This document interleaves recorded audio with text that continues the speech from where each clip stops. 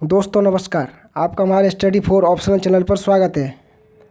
आज हम भारत में केंद्र और राज्यों के संबंधों के बारे में जानेंगे। भारत में केंद्र और राज्यों का संबंध केंद्र और राज्यों की सरकारों के बीच सामंजस्यपूर्ण संबंधों की स्थापना करने वाली संघ प्रणाली को सहयोगी संघवाद कहते हैं। इस व्यवस्था में संघीय सरकार शक्तिशाली तो होती है, लेकिन राज्य सरकारें भी अपने क्षेत्र में कमज़ोर नहीं होती। दोनों ही सरकारों की एक दूसरे पर निर्भरता इस व्यवस्था का मुख्य लक्षण होता है। संघवाद का बुनियादी तत्व है शक्तियों का विभाजन। सहयोगी संघवाद में शक्तियों के विभाजन के बाद भी केंद्र और राज्यों के बीच सहयोग होता है। आज के समय में कोई भी संघीय शासन प्रणाली वाला देश यह दावा नहीं कर सकता कि वह केंद्र और राज्य मतभेदों की समस्या से पूरी तरह से मुक्त है। अमेरिका के संविधान के विपरीत, जिसमें केवल केंद्र सरकार की शक्तियों के बारे में बताया गया है और अवशेष शक्तियां राज्यों को दे दी गई हैं, भारतीय संविधान में केंद्र और राज्यों के बीच शक्तियों के वितरण की एक अधिक निश्चित सुस्पष्ट योजना अपनाई गई है।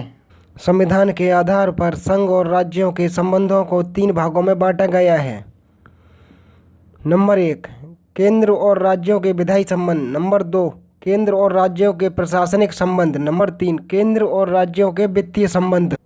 केंद्र और राज्य का विधायी संबंध संविधान के भाग 11 में अनुच्छेद 243 से 255 तक दिया गया है। संघ और राज्यों के विधायी संबंधों को 4 सूचियों के आधार पर बांटा गया है, जिनमें संघ सूची, राज्य सूची, समवर्ती सूची, अवशिष्ट सूची का नाम दिया गया है और इन सूचियों को 7वीं अनुसूची में रखा गया है। नंबर 1, संघ सूची।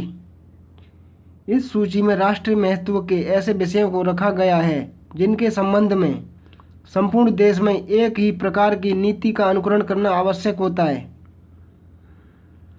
इस सूची के सभी विषयों पर विधि निर्माण का अधिकार संघीय संसद को है। सूची में कुल 97 विषय हैं, जैसे रक्षा, वैदेशिक मामले, युद्ध व शांति, देशीयकरण व नागरिकता, विदेशियों का आना जाना, रेलें, बंदरगाह, हवाई मार्ग, डाक तार, टेलीफोन, बेतार, मुद्रा निर्माण, बैंक, बीमा, खनिज, खाने आदि। संविधान के 101वें संशोधन द्वारा 2016 की सूची में 98 विषय हो गए हैं। राज्य सूची। राज्य सूची में वे विषय रखे गए हैं जो क्षेत्रीय महत्व के होते हैं।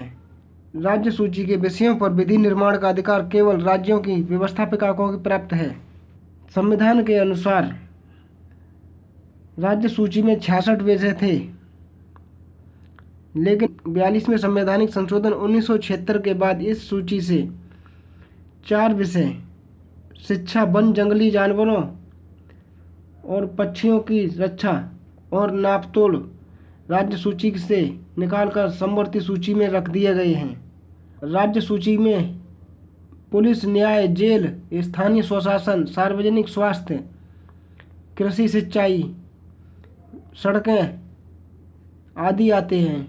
101वें संवैधानिक संशोधन 2016 के बाद राज्य सूची में केवल 59 विषय रह गए हैं। समवर्ती सूची। समवर्ती सूची में वे विषय रखे गए हैं जिनका महत्व स्थानीय और संघीय दोनों दृष्टियों से महत्वपूर्ण है। मूल संविधान के अनुसार समवर्ती सूची में 47 विषय थे, लेकिन 42वें संविधान संशोधन द्वारा राज्य सूची के 4 विषय समवर्ती सूची में शामिल कर दिए गए और एक नया विषय जनसंख्या नियंत्रण और परिवार नियोजन समवर्ती सूची में जोड़ दिया गया। अब समवर्ती सूची में 52 विषय हैं। समवर्ती सूची के विषयों पर संघ तथा राज्य दोनों को ही कानून बनाने का अधिकार है।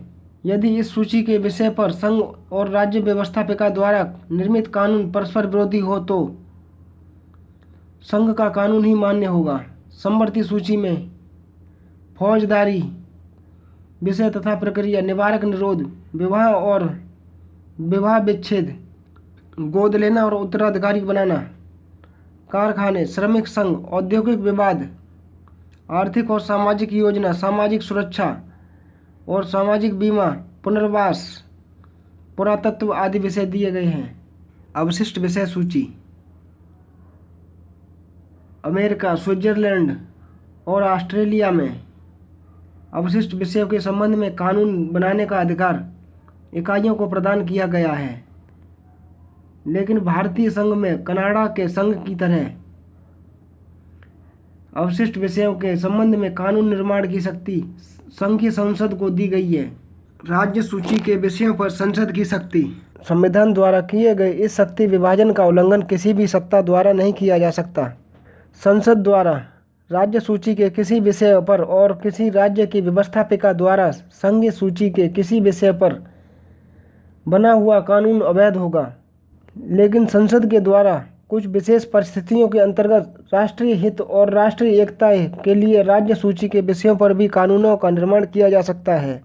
संसद को इस तरह की शक्ति प्रदान करने वाले संविधान में कुछ प्रावधान किए गए हैं, जैसे राज्य सूची का विषय राष्ट्रीय महत्व का होने पर अनुच्छेद 249 में यदि राज्य अपने 2/3 बहुमत से यह प्रस्ताव पारित कर दे कि राज्य सूची में निहित कोई विषय राष्ट्रीय महत्व का हो गया है, तो संसद को उस विषय पर विधि निर्माण का अधिकार प्राप्त हो जाता है। लेकिन इसकी मान्यता केवल 1 वर्ष तक ही रहती है। राज्यसभा द्वारा इस प्रस्ताव को दोबारा स्वीकार करने पर इसकी अवधि में 1 वर्ष की वृद्धि और हो जाती है। इसकी अवधि समाप्त हो जाने के बाद यह 6 महीने तक प्रयोग में लाया जा सकता है। राज्यों के विधानमंडलों द्वारा इच्छा प्रकट करने पर अनुच्छेद 252 में यदि 2 या 2 से अधिक राज्यों के विधानमंडलों का प्रस्ताव पास कर यह इच्छा करते हैं कि राज्य सूची के किसी विषय पर संसद द्वारा कानून निर्माण किया जाए, तो उन राज्यों के लिए उन विषयों पर अधिनियम बनाने का अधिकार संसद को मिल जाता है। राज्यों के विधानमंडल न तो उनमें संशोधन कर सकते हैं, न संशोधित कर सकते हैं और न ही इन्हें पूर्ण रूप से समाप्त कर सकते हैं। संकट काल की घोषणा होने पर अनुच्छेद 250 के अंतर्गत राज्य की सारी विधायी शक्ति पर भारतीय संसद का अधिकार हो जाता है और इस घोषणा की समाप्ति के 6 महीने बाद तक संसद द्वारा बनाए गए कानून बराबर चलते रहते हैं। विदेशी राज्यों से हुई संधियों के पालन के लिए अनुच्छेद 253 में यदि संघ सरकार ने विदेशी राज्यों से किसी तरह की संधि की है या उनके सहयोग से कोई नवीन योजना का निर्माण किया है, तो इस संधि के पालन के लिए संघ सरकार को पूरे भारत के सीमा क्षेत्र के अंतर्गत पूरी तरह हस्तक्षेप और व्यवस्था करने का अधिकार होगा। इस तरह संसद को राज्य सूची के विषय पर कानून बनाने का अधिकार प्राप्त हो जाता है। राज्य में संवैधानिक मशीनरी विफल होने पर अनुच्छेद 356 के अनुसार यदि किसी राज्य में संवैधानिक संकट उत्पन्न हो जाए या संवैधानिक तंत्र विफल हो जाए, तो राष्ट्रपति राज्य विधानमंडल के समस्त अधिकार भारतीय संसद को दे सकता है। अनुच्छेद 304 ख के अनुसार कुछ विधेयक ऐसे होते हैं जिनके राज्य विधानमंडल में पास किए जाने से पहले राष्ट्रपति की स्वीकृति आवश्यक होती है, जैसे वे विधेयक जिनके द्वारा सार्वजनिक हित की दृष्टि से उस राज्य के अंदर या उसके बाहर वाणिज्य या मेल जोल पर कोई प्रतिबंध लगाए जाने हों। अनुच्छेद 31 ग का महत्व। अनुच्छेद 31 ग के अनुसार राज्य सूची के कुछ विषयों पर राज्यों की व्यवस्थापिकाओं द्वारा पारित विधेयक उस दशा में अमान्य होंगे यदि उन्हें राष्ट्रपति ने विचार के लिए रोक रखा हो और उन पर राष्ट्रपति की स्वीकृति न ली गई हो। जैसे किसी राज्य द्वारा संपत्ति के अधिग्रहण के लिए बनाए गए कानून को समवर्ती सूची के विषयों के बारे में ऐसे कानूनों जो संसद के उससे पहले बनाए गए कानूनों के प्रतिकूल हो, या उन पर जिनके द्वारा ऐसी वस्तुओं की खरीद और बिक्री पर लगाया जाने वाला कर या जिन्हें संसद ने समाज के जीवन के लिए आवश्यक घोषित कर दिया है, राष्ट्रपति की स्वीकृति आवश्यक होती है। अनुच्छेद 200 का महत्व। अनुच्छेद 200 के अनुसार राज्यपाल किसी भी विधेयक के बारे में अपनी सहमति देने से इनकार कर सकता है और उसे राष्ट्रपति के विचार के लिए आरक्षित कर सकता है। राष्ट्रपति बिना कारण बताए विधेयक को अस्वीकृत भी कर सकता है। जैसे सन 1959 में केरल के राज्यपाल ने केरल किसी भूमि संबंधी विधेयक को राष्ट्रपति की स्वीकृति के लिए भेजा। इसी समय अनुच्छेद 356 के अंतर्गत आपातकाल की घोषणा के द्वारा विधानसभा को भंग कर दिया गया और नए चुनावों के बाद विधानसभा ने राष्ट्रपति द्वारा दिए गए सुझावों को शामिल कर इस कानून को 1961 में पास करा लिया। केंद्र के द्वारा इन संवैधानिक प्रावधानों के आधार पर व्यवहार में भी अपने आप को शक्तिशाली बनाने का कार्य किया है। राज्य सूची के विषयों पर केंद्र का हस्तक्षेप। राज्यों द्वारा यह शिकायत बराबर रहती है कि केंद्र उद्योग, व्यापार और वाणिज्य के जैसे विषयों पर कानून बनाने लगा है, जबकि ये विषय राज्य सूची में हैं। सन 1951 में संसद ने उद्योग विकास एवं नियंत्रण अधिनियम पारित किया, जिसमें उन उद्योगों का उल्लेख किया गया जिनको जनहित में केंद्र द्वारा नियंत्रित करना था। धीरे धीरे अनेक उद्योगों को इस अधिनियम के अंतर्गत ले लिया गया। इस तरह राज्य सूची में वर्णित 24, 26 और 27 संख्या वाले विषयों पर केंद्र का अधिकार स्थापित हो गया। यही नहीं, रेजर, पत्ती, कागज, गोंद, जूते, माचिस, साबुन आदि जैसे विषयों पर केंद्र सरकार का नियंत्रण स्थापित हो गया है। राज्य के नेता कहते हैं कि इस तरह के अत्यधिक केंद्रीकरण के कारण राज्यों का आर्थिक विकास अवरुद्ध हो गया है। केंद्र और राज्यों के प्रशासनिक संबंध संविधान के भाग 11 में अनुच्छेद 256 से 263 तक दिए गए हैं। संघात्मक शासन की सबसे कठिन समस्या संघ और राज्यों के प्रशासनिक संबंधों को समायोजन करना होता है। यदि संविधान में स्पष्ट तथ्य उपलब्ध न हो तो दोनों को अपना संबंध निभाने में कठिनाई होती है। इसलिए भारतीय संविधान निर्माताओं ने इस संबंध में उपबंधों की आवश्यकता अनुभव की, ताकि प्रशासनिक क्षेत्र में संघ और राज्यों के मध्य किसी प्रकार का विवाद उत्पन्न न हो। प्रशासनिक संबंध। भारतीय संविधान के 11वें भाग के दूसरे अध्याय में केंद्र और राज्यों के बीच प्रशासनिक संबंधों के बारे में बताया गया है। अनुच्छेद 73 के अनुसार केंद्र की प्रशासनिक शक्ति उन विषयों तक ही सीमित है जिन पर संसद की विधि निर्माण का अधिकार प्राप्त है। अनुच्छेद 162 के अनुसार राज्यों की प्रशासनिक शक्तियां उन विषयों तक सीमित हैं जिन पर राज्य विधानसभाओं को कानून बनाने का अधिकार होता है। प्रशासनिक संबंधों में केंद्र को राज्यों के ऊपर नियंत्रण रखने का अधिकार दिया गया है। इसके बावजूद राज्यों को स्वायत्तता और जिम्मेदारी का बहुत बड़ा क्षेत्र मिला हुआ है। लेकिन कुछ विद्वान कहते हैं कि इन संबंधों ने राज्यों की स्वायत्तता को कम कर दिया है, क्योंकि एक ही दल का बोलबाला होता है और राज्यों के मुकाबले एक अत्यंत शक्तिशाली संस्था के रूप में केंद्रीय कार्यपालिका का उदय हुआ है और केंद्र को अधिक अधिकार मिल गए हैं। राज्यों के ऊपर केंद्र के नियंत्रण की विधियां। राष्ट्रीय एकता की दृष्टि से संघीय सरकार को राज्यों के संबंध में अनेक प्रशासनिक शक्तियां प्राप्त हैं। राज्यों के दायित्व। हर राज्य का कर्तव्य है कि वह संसद के कानूनों को अमल में लाने के लिए हर संभव उपाय का काम करे और केंद्रीय प्रशासन के कार्य में कोई बाधा उत्पन्न न होने दे। केंद्र का राज्यों को निर्देश। केंद्र को यह भी अधिकार है कि वह राज्यों को निर्देश दे कि उन्हें अपनी कार्यकारी शक्ति का उपयोग किस तरह करना चाहिए। राष्ट्रीय और सैनिक महत्व के मार्गों, पुलों आदि का निर्माण केंद्रीय सरकार ही करती है कि इस प्रकार के मार्गों के निर्माण और उनके उचित रखरखाव के लिए राज्यों को आवश्यक निर्देश दे सके। इसी तरह रेल मार्ग और रेलगाड़ियों की सुरक्षा के लिए निर्देश जारी किए जाते हैं। केंद्र राज्य सरकारों का उपयोग अपने एजेंट के रूप में कर सकता है। राष्ट्रपति राज्यों की सरकारों और उसके पदाधिकारियों को अपने एजेंट के रूप में कोई भी कार्य करने की जिम्मेदारी सौंप सकता है। संघ सूची में दिए गए किसी भी विषय से संबंधित कोई भी कार्य राज्यों के पदाधिकारियों को सौंपा जा सकता है। केंद्र और राज्यों के द्वारा न्यायालय का आदेश मानना। केंद्र और राज्य सरकार दोनों का कर्तव्य है कि वे देश के सभी न्यायालय द्वारा दिए गए अंतिम निर्णय को लागू करें। राज्य में बहने वाली नदियों के जल का बंटवारा। संसद को अधिकार दिया गया है कि अंतर्राज्य नदियों के बंटवारे के लिए वे उचित कानून बनाए। संसद किसी भी नदी या नदी घाटी परियोजना के पानी के प्रयोग के लिए या वितरण या नियंत्रण संबंधी विवाद के सिलसिले में मध्यस्थता की स्थिति की व्यवस्था कर सकती है। संसद सर्वोच्च न्यायालय या किसी अन्य न्यायालय को इस प्रकार के विवादों पर विचार करने से रोक सकती है और इसका प्रयोग कृषि एवं औद्योगिक विकास के लिए, पानी और बिजली जैसी सुविधा की व्यवस्था के लिए किया जा सकता है। अंतर्राज्य परिषद की स्थापना। संविधान राष्ट्रपति को अधिकार देता है कि वह एक अंतर्राज्य परिषद की स्थापना करे जिसमें अनेक कार्य होते हैं। नंबर 1, राज्यों के बीच उठ खड़े होने वाले विवादों की जांच करना और उनके संबंध में सलाह देना। नंबर 2, उन विषयों पर छानबीन कर विचार करना जिनमें राज्यों की एक समान मत हो।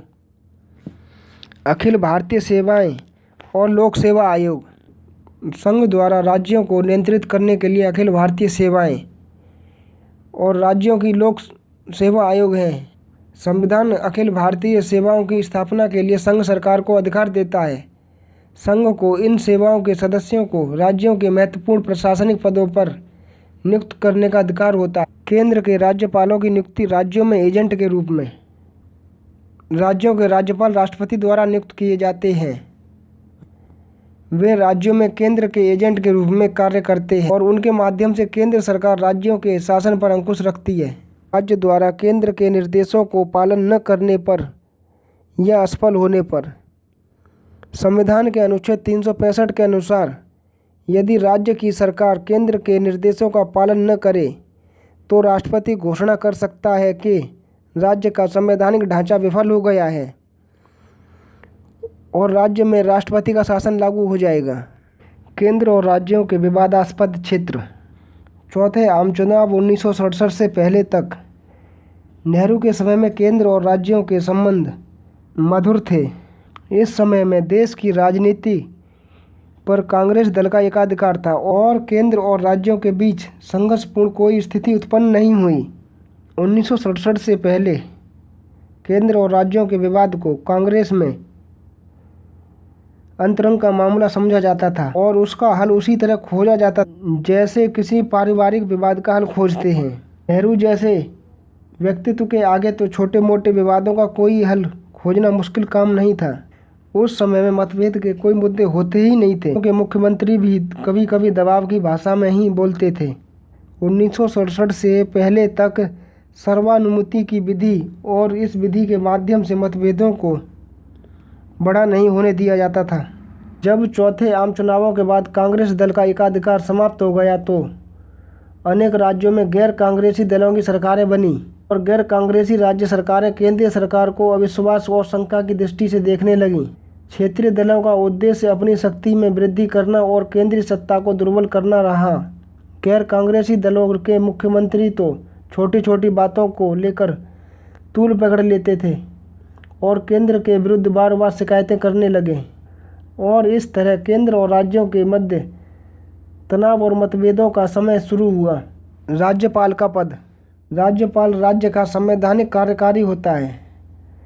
चौथे आम चुनावों के बाद गैर कांग्रेसी राज्य सरकारें बराबर यह आरोप लगाती रहीं कि केंद्र राज्यपालों के माध्यम से उनकी सरकारों को हटाने के में लगा हुआ है। गैर कांग्रेसी मुख्यमंत्रियों का भी कहना था कि उनके राज्यों में राज्यपालों की नियुक्ति करते समय उनसे परामर्श लिए जाने की परंपरा का केंद्र पालन नहीं कर रहा है। कुछ राज्यपालों ने तो सुनिश्चित लोकतांत्रिक कानूनों का पालन भी नहीं किया। केंद्र सरकार के एजेंट के रूप में कार्य करना ही अपना कर्म समझा है। राज्यपाल धर्मवीर को लेकर पश्चिम बंगाल और केंद्र सरकार के मध्य विवाद इतना तेज हो गया कि केंद्र सरकार को धर्मवीर जी को स्थानांतरित करना पड़ा। लोकतांत्रिक मान्यताओं, परंपराओं, संवैधानिक मर्यादाओं का पालन किए बिना उत्तर प्रदेश के राज्यपाल रोमेश भंडारी ने 21 फरवरी 1998 को कल्याण सिंह की सरकार को उसे अपना बहुमत सिद्ध करने का मौका दिए बिना ही बर्खास्त करके दिया। कल्याण सिंह सरकार को तत्काल बहाल करने का निर्देश देकर इलाहाबाद हाई कोर्ट की खंडपीठ ने लोकतांत्रिक व्यवस्था को बनाए रखने का ऐतिहासिक कार्य किया।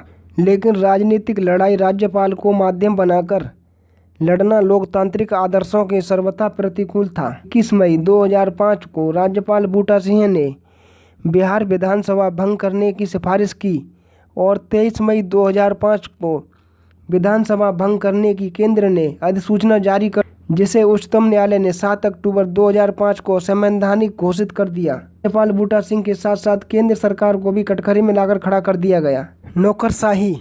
नौकरशाही दूसरा प्रशासनिक विषय है जिस पर केंद्र तथा राज्यों के बीच मतभेद हैं। भारत में अखिल भारतीय सेवाओं के माध्यम से संघ सरकार राज्यों पर नियंत्रण रखती है। संविधान में संघ और राज्य सरकारों के लिए अलग अलग सेवाओं की व्यवस्था की गई है। ब्रिटिश शासन से विरासत में हमें एकीकृत उच्च प्रशासनिक सेवाओं की पद्धति मिली है। अखिल भारतीय सेवाओं के कर्मचारी संघ और राज्य दोनों जगह कार्य करते हैं और संविधान में यह व्यवस्था की गई है कि भारतीय प्रशासनिक सेवा और भारतीय पुलिस सेवा संघ राज्यों में समान रूप से कार्य करेंगे थे। चौथे आम चुनाव के बाद नौकरशाही के संबंध में दो प्रश्न सामने आए।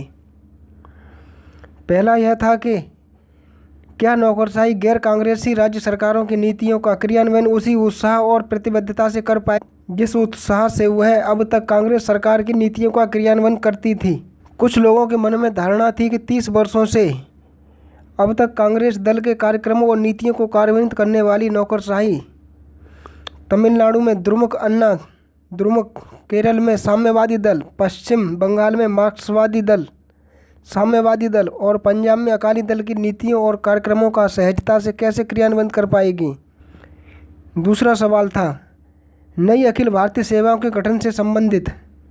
कुछ गैर कांग्रेसी राज्य सरकारों ने कहा कि अखिल भारतीय सेवाओं के कर्मचारी केंद्र सरकार के एजेंट होते हैं और वे राज्य की नीतियों को ठीक ढंग से लागू नहीं करते।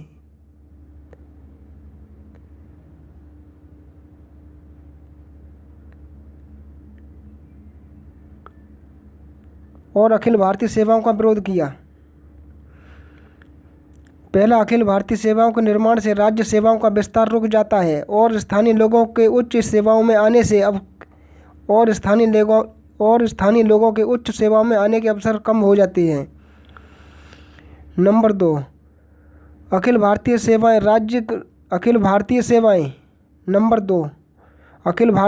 राज्यों की स्वायत्तता को कम करती हैं। नंबर 3, अखिल भारतीय सेवाओं के कर्मचारियों का वेतन उच्च स्तर का होता है जिससे राज्य की वित्तीय स्थिति प्रभावित होती है। अखिल भारतीय सेवाएं केंद्र राज्य संबंधों में कटुता बढ़ाने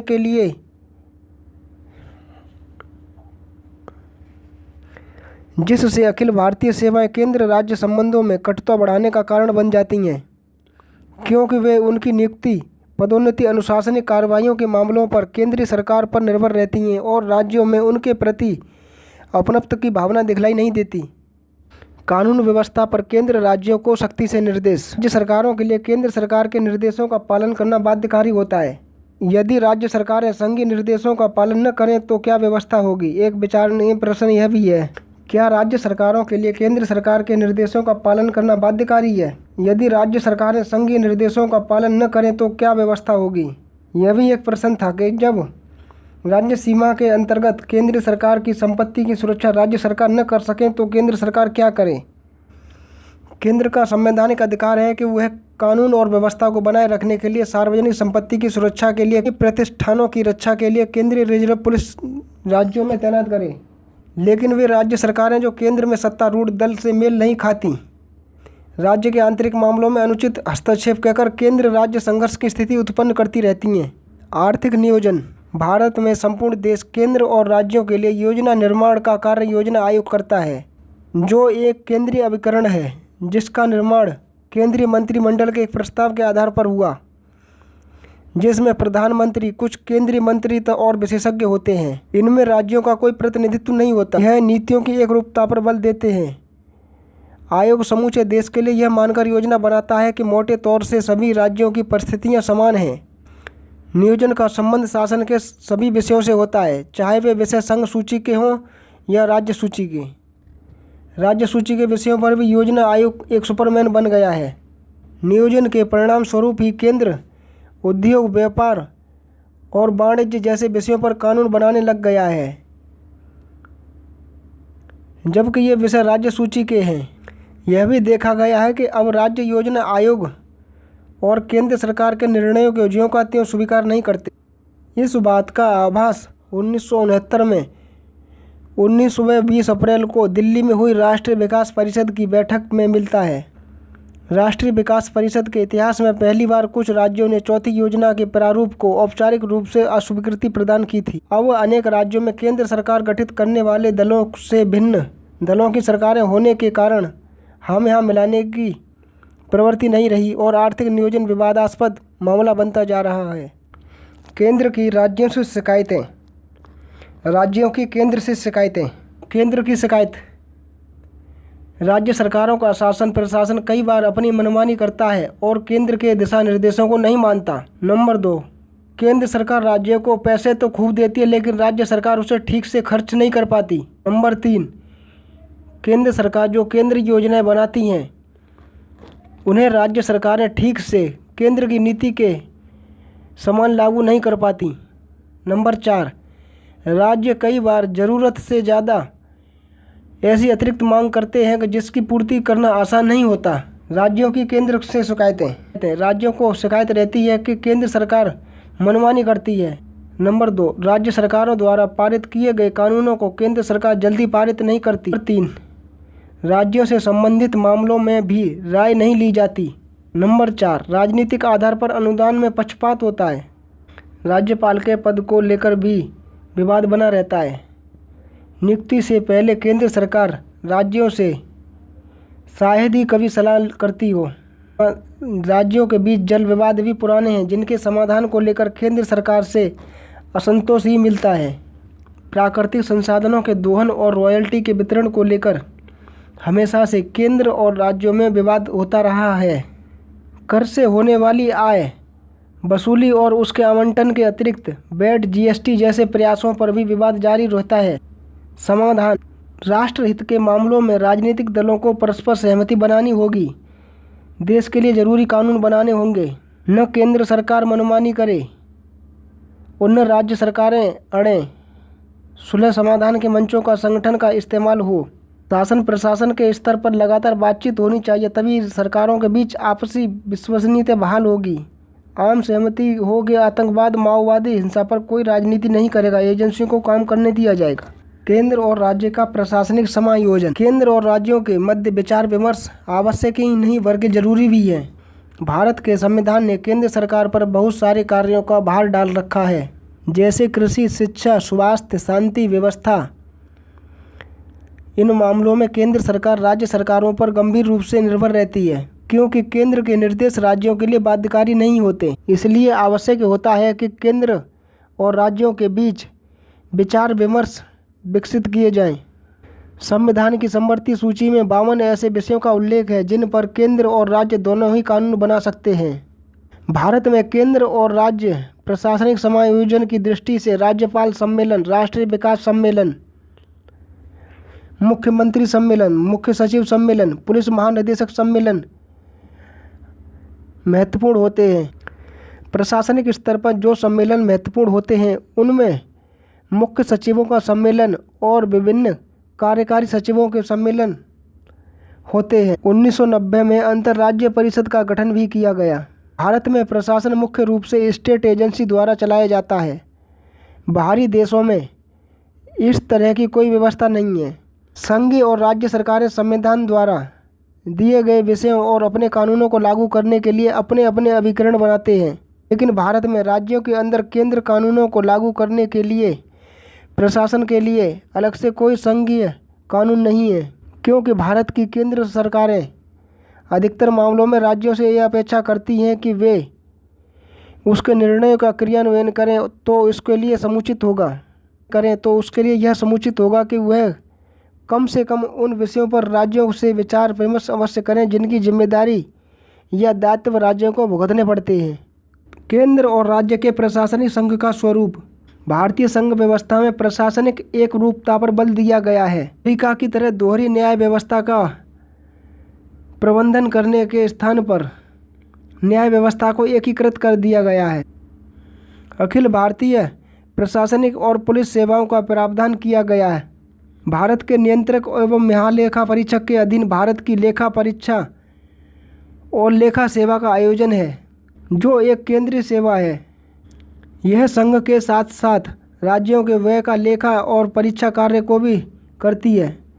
निर्वाचन आयोग की नियुक्ति राष्ट्रपति द्वारा की जाती है और आयोग संसद के साथ साथ राज्य विधानमंडलों के निर्वाचन को भी संपन्न कराता है। संघ और राज्यों के बीच या दो से अधिक राज्यों के बीच विवादों का निपटारा करने के लिए संघ की स्थिति महत्वपूर्ण है। केंद्र सरकार के पास समन्वयकारी शक्तियाँ भी हैं और क्षेत्रीय परिषदों के माध्यम से केंद्र सरकार राज्य सरकारों की शक्तियों पर नियंत्रण रखता है। इसलिए नॉर्मन डी पामर ने भारतीय संघ व्यवस्था को प्रशासनिक संघ कहा है। केंद्रीयकरण की प्रवृत्ति होने के बावजूद भी प्रशासनिक स्वरूप वाले भारतीय संघ के घटक राज्यों के हाथों में देश के शासन का आज भी बहुत बड़ा भाग है।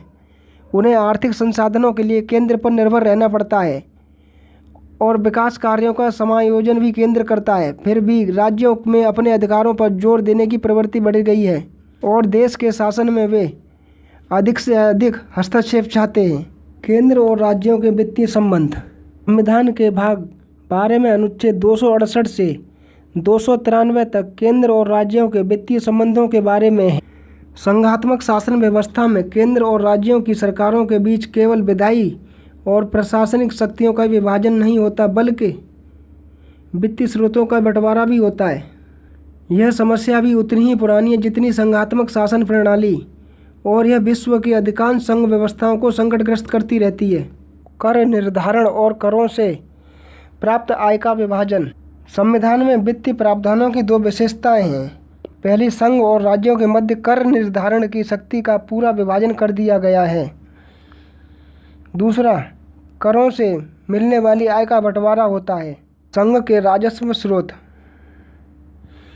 निगम कर, सीमा शुल्क, निर्यात शुल्क, कृषि भूमि को छोड़कर अन्य संपत्ति पर संपदा शुल्क, विदेशी ऋण, रेलें, रिजर्व बैंक, शेयर बाजार। राज्यों के राजस्व स्रोत: प्रति व्यक्ति कर, कृषि भूमि कर, संपदा शुल्क, भूमि और भवनों पर कर, और नौकाओं पर कर, बिजली के उपयोग और विक्रय पर कर, वाहनों पर चुंगी कर, संघ द्वारा लगाए जाने वाले और एकत्रित किए जाने वाले कर, विनियमों, प्रोमेसरी नोटों, हुंडियों, चेकों, मुद्रांक शुल्क और दवा, मादक द्रव्य पर कर, शौक श्रृंगार की चीज़ों पर कर, उत्पादन शुल्क, संघ द्वारा लगाए जाने वाले और संग्रहित किए जाने वाले लेकिन राज्यों को सौंप दिए जाने वाले कर, कृषि भूमि के अलावा संपत्ति के उत्तराधिकार पर कर, कृषि भूमि के अतिरिक्त